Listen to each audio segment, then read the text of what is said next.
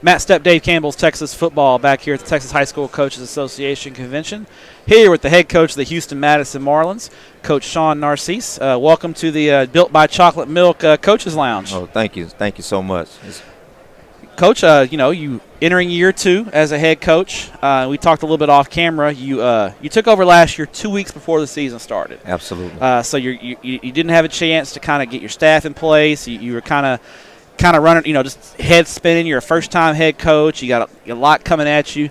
I know this offseason you've been busy because you've been hiring a staff. But as far as the head coaching perspective goes, I'm sure going into year 2, you're a lot more comfortable with how things are set up. Absolutely. I feel more confident this year because I got more help, more support from my administrator.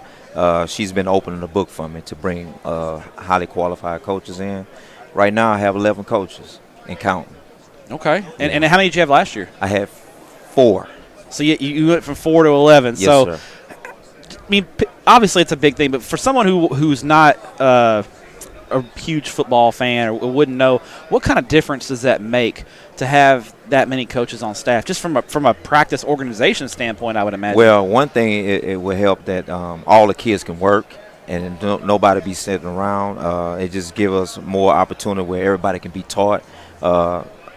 All the coaches will have their own kids now. I don't have to give one coach 5 positions to coach, so it'll be spread all the way around. From a time management standpoint, if as a coach, I'm sure you want to use every minute of those hours the UIL gives you to get work in. And when you only have 4 coaches, like you said, there's a lot of standing around. Kids aren't working, and for you, that's wasting time, isn't it? Yeah, absolutely, absolutely. We had a lot of playing around last year.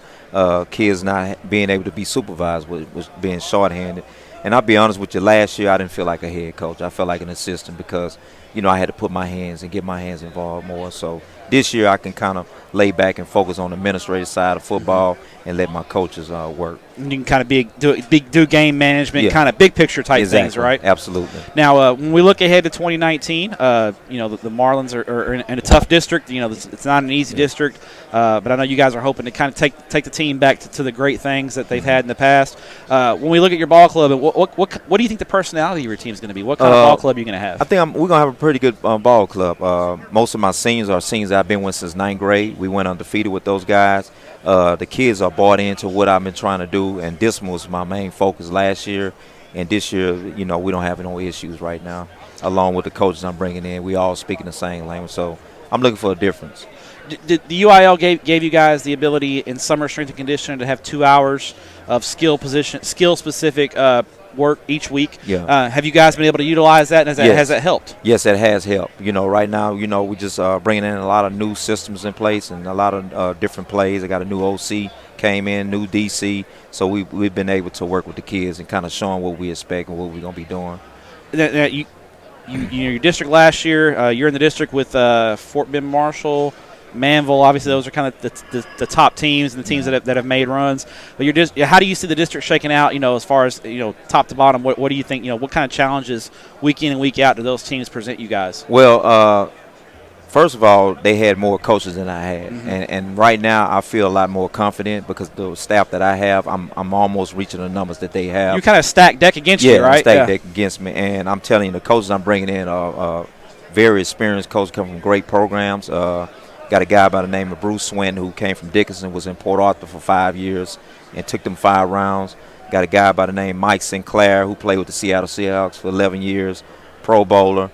I mean, I've been bringing in quality coaches, just not somebody just to hang out. And that's key, right? You got to have, in order to build a program, you've got to have a quality staff around you. Yeah. And, you're here at coaching schools, a lot of great things, a lot of great vendors. I'm sure you wish you had an open checkbook to start buying all the stuff these vendors have. How important it is, and how nice is it for you guys to have coaching school, here in your backyard in Houston? Well, it's a good thing. The other part about it, we ain't got to reserve no rooms or get hotels. We can go home afterwards. But another good thing that we're getting a lot of experience and meeting a lot of new people and learning things that we can bring to the program. With the new school, we're starting to add a lot of new things to the school. The mindset is changing now. So Madison built. Did they just completely build a new campus, or did they remodel? Brand new school, $90 million, state of the art. I mean, we got everything we need now. It's no more excuses. How's the coaches locker rooms looking good? Your office looking good? Yes, everything looks good. It's an open concept over there. And I can honestly say it has changed the kids' mindset as well.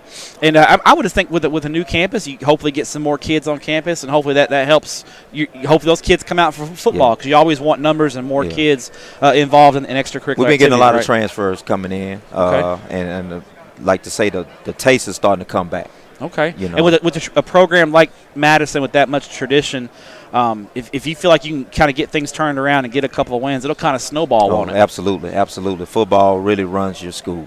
And it sets the year off on the right pace, doesn't it? Keeps everybody excited. Okay. Well, Coach, before we let you go, we're going to have you spin the Dick's Sporting Goods Wheel of Questions. All right. Answer truthfully and honestly here. You're going to spin the wheel, and whatever it lands on, you got to answer it truthfully. Coach got a good spin there. He's been working out. All right.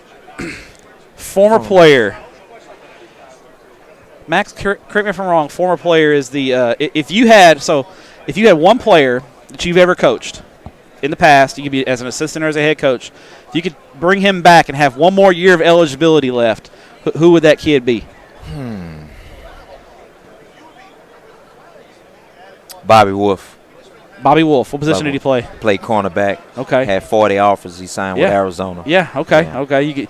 We could all use a guy with 40 offers on our team, right? Yeah, absolutely. Was he a kick returner too? He was everything. He could do anything. Anything you want. Okay. Yes, okay. Sir. Did he make it to the league? Did he play in the league a little bit? Well, no. He's a freshman at Arizona. Okay. So he just graduated. He just graduated. So you wish you had one more year. One more year with him. Yeah. For some reason, I thought he was an older guy. That's Bobby Taylor. Yeah, that's Bobby Taylor. Yeah, he played. Bobby Wolf. Yeah. Okay. Yeah.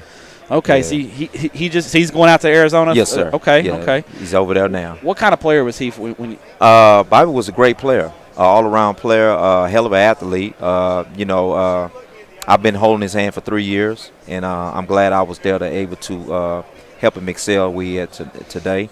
Was he one of those kids he can go out and play baseball and hit a home run, play basketball, just a natural athlete? Just a natural athlete, yeah. You know what I'm saying? Guy can jump out the gym. Okay. Well, Coach, we appreciate your time. Good to meet you. Thank you so much. And good luck in 2019. We appreciate what you do for student athletes in the state of Texas. All right. Thank you.